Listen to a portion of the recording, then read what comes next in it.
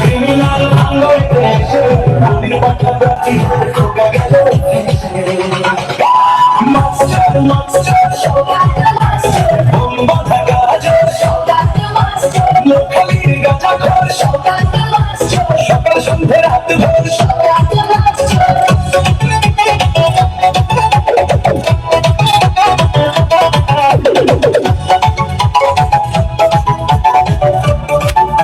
জয় হিন্দ বন্ধুরা, আমি দীপঙ্কর মন্ডল। আপনারা দেখছেন নবান্ন নিমন্ত্রণ। আপনাদের সবাইকে স্বাগত। শওকত মোল্লা যখন অ্যারেস্ট হয়ে গেল, মানে গতকালকে চিংড়িঘাটা থেকে এনআইএ তাকে তুলে নিল, তারপর থেকে গোটা রাজ্য জুড়ে, বিশেষ করে ভাঙড় এবং ক্যানিং পূর্ব ওই এলাকাটাতে, দক্ষিণ চব্বিশ পরগনার যে এলাকায় লুচ্চা ভাইপো সন্ত্রাসটা তৈরি করতো, লুচ্চা ভাইপোর একজন সৈনিক ছিল এই শওকত মোল্লা।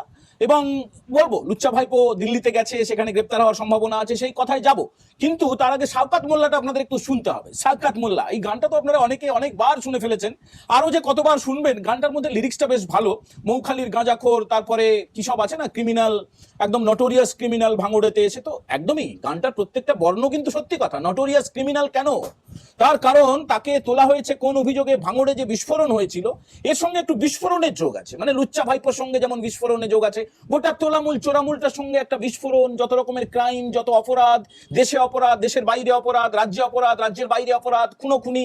দেখুন, রাজ্জাক খাঁ বলে একজন লোককে মার্ডার করেছিল এই শওকত মোল্লা এবং তার বাহিনী। রাজ্জাক খাঁর স্ত্রী, তিনি এই শওকত মোল্লা গ্রেপ্তার হওয়ার পরে মিষ্টি বিতরণ করছেন।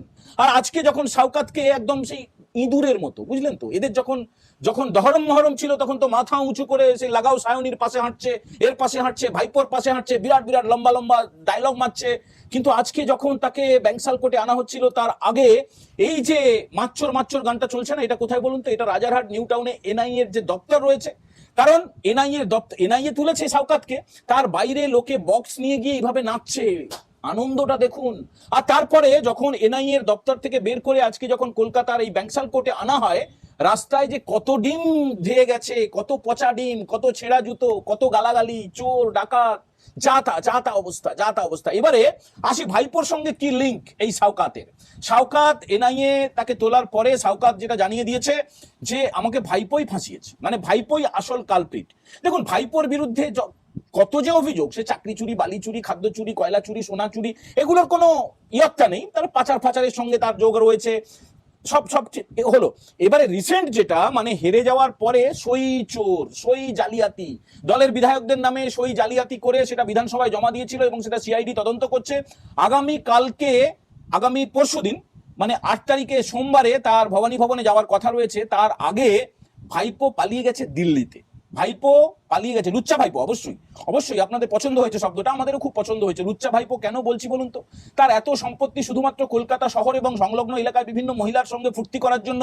তার যে বাহিনী, লুচ্চা বাহিনী, যেভাবে তাদের রাংরাসিলা সব উদ্ধার হচ্ছে, যেভাবে কন্ডম উদ্ধার হচ্ছে, অস্ত্র উদ্ধার হচ্ছে, যেভাবে মদ উদ্ধার হচ্ছে, যেভাবে বিলাসবহুল সমস্ত ফ্ল্যাট উদ্ধার হচ্ছে, সব বাতানুকূল, মানে সব এসি ফ্ল্যাট, এবং সেখান থেকে মহিলাদের একদম অঙ্গবস্ত্র বা বিভিন্ন রকমের আন্ডারগার্মেন্ট, শাড়ি, ব্লাউজ সবকিছু উদ্ধার হচ্ছে।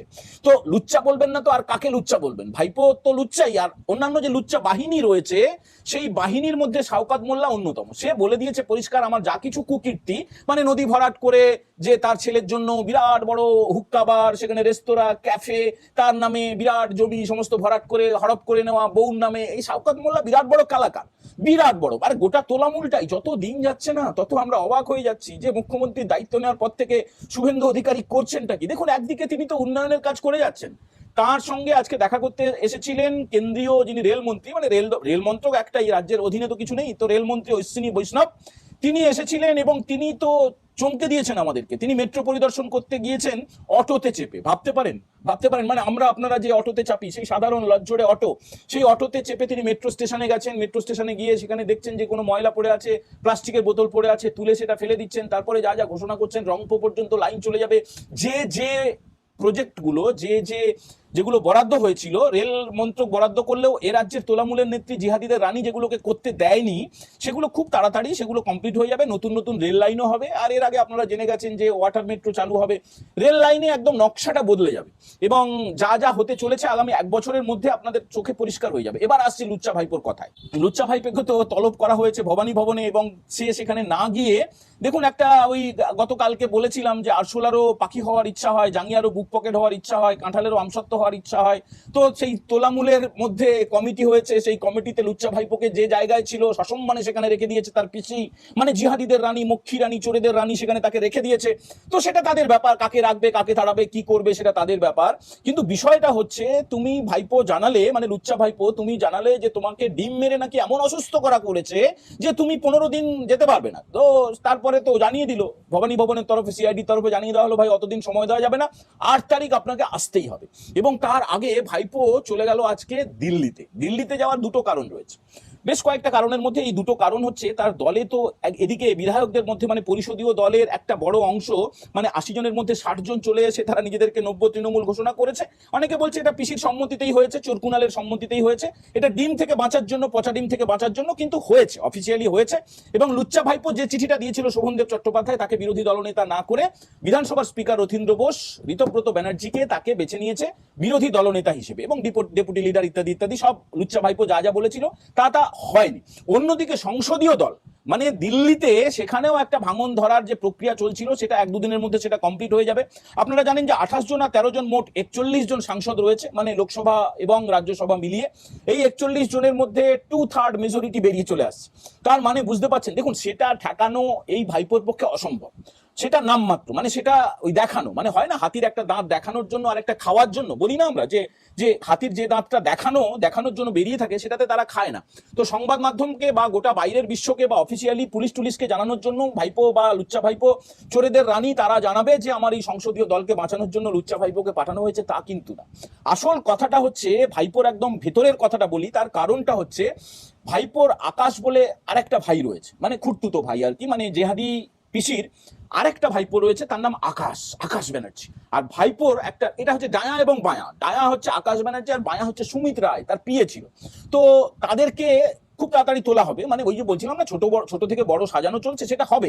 দেখুন সুমিত এবং আকাশ ব্যানার্জি দুজনেই অ্যারেস্ট হতে চলেছে। তার কারণটা কি, এই প্রসঙ্গে একটু ডিটেলে বলতে হবে। সেটা হচ্ছে ভাইপোর ডায়মন্ড হারবার এফসি ক্লাব, ডিএইচএফসি বলে একটা ক্লাব হঠাৎ করে তারা ফার্স্ট ডিভিশনে খেলতে শুরু করে দিল। এবারে তারা সল্টলেকে একটা মাঠের দখল নিয়ে নিল, সল্টলেক মিউনিসিপ্যালিটিকে, মানে যেটা কৃষ্ণা চক্রবর্তী গতকালকে যেখান থেকে ইস্তফা দিয়েছেন, এবং তারপরে পুরো বোর্ডটা ভেঙে দেওয়া হয়েছে। একই রকম ভাবে কলকাতা পুরো বোর্ডও ভেঙে দেওয়া হবে, কিছুদিন ওয়েট করুন, তারপরে ভোটাভুটি হবে, মানে ভোট হবে আর কি, সাধারণ মানুষের ভোটে আবার নতুন বোর্ড তৈরি হবে, নতুন মেয়র তৈরি হবে। তোলামূল যার ক্ষমতায় আসছে না সেটা নিয়ে কোনো সন্দেহ নেই। তো সল্টলেক মিউনিসিপ্যালিটিকে পয়সা না দিয়ে একটা গোটা মাঠকে দখল নিয়ে নিয়েছিল এই ভাইপো এবং তার লুচ্চা বাহিনী। তো তারা করতো কি, ডিএইচএফসি, এই ডায়মন্ড হারবার এফসি ক্লাব, সেখান থেকে যে স্পন্সরের নামে কোটি কোটি টাকা, হাজার কোটি টাকা, সবাই নাকি ডিএইচএফসিকেই পছন্দ করে, এত বড় নাকি ফুটবল দল, ভাবতে পারেন। অ্যাকচুয়ালি ব্যাপারটা হচ্ছে কি, কালো টাকা যে সাদা করা হবে, মানে যে ধরুন এই বালির টাকা, কয়লার টাকা, সোনা পাচারের টাকা, চাকরি চুরির টাকা, ওগুলো তো সব ব্যাংক অ্যাকাউন্ট ফ্রিজ হয়ে গেছে। কোনটা বলুন তো, ভাইপো এবং তার বাপ-মা মিলিয়ে যে লিপস অ্যান্ড বাউন্স বলে যে কোম্পানিটা তৈরি করেছিল, সেগুলো সব লকড, পুরো বন্ধ হয়ে গেছে, পুরো কোম্পানিতে তালা পড়ে গেছে, মানে ব্যাংক অ্যাকাউন্টগুলো ফ্রিজ হয়ে গেছে। তাহলে টাকাগুলো যে এই চোরা টাকা, দুর্নীতির টাকা, রাহাজানির টাকা, ডাকাতির টাকা, সেগুলোকে কি করে ব্যবহার করা হবে, কি করে সাদা করা হবে? দেখাতে তো পারবে না যে আমার ভাই এই বালি চুরি করেছি বা কয়লা চুরি করেছি, এই পাচার করেছি, ওই পাচার করেছি, এগুলো বলা যায় না।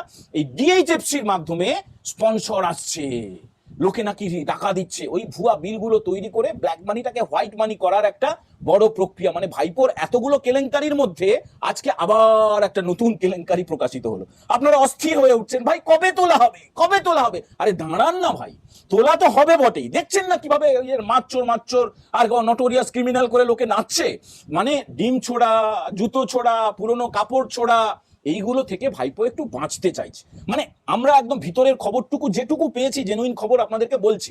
ভাইপো সারেন্ডার করতে চাইছে দিল্লিতে গিয়ে, অনেক সম্ভাবনা রয়েছে, প্রবল সম্ভাবনা রয়েছে ভাইপোকে দিল্লি থেকে অ্যারেস্ট করার। কিন্তু একটা বিধিবদ্ধ সতর্কীকরণ বলে একটা শব্দ আছে, তখন মানে যদি না হয় তখন বলবেন কি ভাই আপনি বললেন দিল্লিতে অ্যারেস্ট হবে, হলো না তো। অনেক রকমের সম্ভাবনার মধ্যে এটা একটা সম্ভাবনা। ভাইপো দিল্লি গেছে, সে যেটা চাইছে যে এ রাজ্যে তার উপরে যেভাবে ডিম ছোড়া হয়ে গেছে, তাকে যেভাবে চড়থাপ্পড় এইসব জামাটামা ছেঁড়া হয়ে গেছে ইতিমধ্যে, সেই দৃশ্যের যাতে পুনরাবৃত্তি না হয়, বিশেষ করে তার অন্যতম একটি বড় লুচ্চা, বড় চাকর, সে অ্যারেস্ট হয়ে গেছে। মানে কে? শওকত মোল্লা। শওকত অ্যারেস্ট হওয়ার পর থেকে শওকত বলে দিচ্ছে সব ভাইপোর জন্যই, এই যে পাপ, যত কিছু পাপাচার, যা কিছু চুরি, যা কিছু দুর্নীতি, যা কিছু অপরাধ আমি করেছি, তার জন্য ভাইপো দায়ী। পুরো ফাইলটা খুলে দিয়েছে। এইবারে ভাইপো দেখছে যে যদি পশ্চিমবঙ্গে তাকে অ্যারেস্ট করা হয়, কলকাতায় ওই কালীঘাট থেকে বা শান্তিনিকেতন বিল্ডিং থেকে বা হরিশ চ্যাটার্জি স্ট্রিট থেকে বা হরিশ মুখার্জি স্ট্রিট থেকে বা অন্য কোনো প্রপার্টি থেকে, এদের তো প্রপার্টির শেষ নেই, ফ্ল্যাটের শেষ নেই, কোন মেয়ের সঙ্গে কখন কোথায় থাকে কি করে, একদম পুরোপুরি লুচ্চা।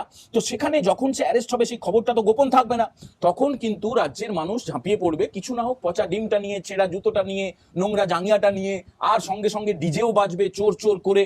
সেইটাকে অ্যাভয়েড করার জন্য লুচ্চা ভাইপো করেছে কি, দিল্লি চলে গেছে, আজকে তড়িঘড়ি করে দিল্লি চলে গেছে, আর দেখাচ্ছে বা বলছে, অফিসিয়ালি বলার চেষ্টা করছে আমার সংসদীয় দলে ভাঙন হয়ে যাচ্ছে, সেইটাকে ঠেকানোর জন্য আমি দিল্লিতে এসেছি, কিন্তু আদৌ ওই সব না। দেখুন, একটা পয়েন্ট তো তার পালিয়ে যাওয়ার একটা টেন্ডেন্সি আছে, কিন্তু সেই রাস্তা বন্ধ। অন্য যতই সে মেকআপ করুক, যতই বহুরূপীর ভেষ ধরুক, যত টাকাই ঘুষ দিক, যাই করুক, কিন্তু তার নামটা তো তাকে ব্যবহার করতে হবে। এবং সেই স্ক্যানারে রয়েছে, সব সময় গোয়েন্দাদের স্ক্যানারে রয়েছে ভাইপো, একদমই ভাববেন না বিদেশে পালিয়ে যেতে পারবে না। তো এবারে বাকি রইল অ্যারেস্ট হওয়ার কথা, তার আগে তার অন্যান্য সহচরকে তুলে তাদের মুখ থেকে আর কোন কোন কোন কোন কালো দিক রয়েছে, যেমন করে আমরা বললাম এই যে আকাশ ব্যানার্জি, এই যে অরূপ স্বরূপের কথা, অরূপ স্বরূপ তো বিরাট বড় কালাকার, অরূপ স্বরূপের যা কিছু কেলেঙ্কারি, মানে অরূপ বিশ্বাস, স্বরূপ বিশ্বাস, মানে অরূপ ছিল আগে মন্ত্রী, স্বরূপ ছিল তার ভাই, ছিল মানে এখনো আছে, তার যে কেলেঙ্কারি, প্রত্যেকদিন রাতে নারী চাই, প্রত্যেকদিন রাতে নতুন নতুন মেয়ে চাই, এই আমার সঙ্গে বেড পার্টনার হতে হবে, এইসব ব্যাপার ছিল। তো তারাও সব ডিম খাচ্ছে, তারাও জুতো খাচ্ছে, তারাও চোর চোর শুনছে। আর এই ডিএইচএফসি বলে যে ক্লাবটা, এটাও কিন্তু অরূপ ছিল ক্রীড়ামন্ত্রী, ভুলে যাবেন না, যুব ও ক্রীড়া দপ্তর, ওই যে মেসি কাণ্ডে তার বিরুদ্ধে এফআইআর হয়েছে। এফআইআর হয়নি এমন আর লোক খুঁজে পাওয়া যাচ্ছে না, পিসি জেহাদি পিসি মমতা ব্যানার্জির বিরুদ্ধে এফআইআর হয়ে গেছে।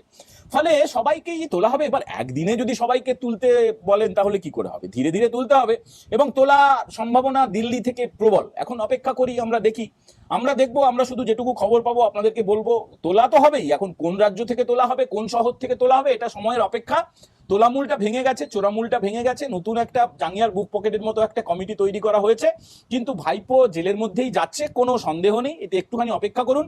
আর এই যে বললাম না, বিভিন্ন জায়গায় ভেড়ি দখল করে, বিভিন্ন জায়গায় নদী বুঝিয়ে, মানে পুরো সরকারি সম্পত্তি সব ধ্বংস করে সেখানে বিলাসবহুল সব ক্যাফে তৈরি আর ফ্ল্যাট তৈরি ইত্যাদি ইত্যাদি হয়েছে, সবকিছু ছানবিন চলছে। মোট কথা, একদিকে উন্নয়নযোগ্য চলছে, রাজ্যের মুখ্যমন্ত্রী শুভেন্দু অধিকারী তিনি একদিকে যেমন উন্নয়নযোগ্য চালাচ্ছেন, অন্যদিকে প্রশাসক হিসেবে অত্যন্ত কড়াভাবে, স্বরাষ্ট্রমন্ত্রী হিসাবে তিনি কিন্তু এই কাজগুলো করে যাচ্ছেন। বন্ধুরা, আজকের এপিসোড কেমন লাগলো অবশ্যই কমেন্ট করে জানাবেন। ভালো লাগলে বন্ধুদের সঙ্গে শেয়ার করতে ভুলবেন না। যারা প্রথমবার দেখছেন তারা নবান্ন নিমন্ত্রণ চ্যানেলটা সাবস্ক্রাইব করে একটু বেল বাটনে প্রেস করে দেবেন। আর আপনাদের মহামূল্যবান মন্তব্যই কিন্তু আমাদের চলার পথের একমাত্র পাথেয়।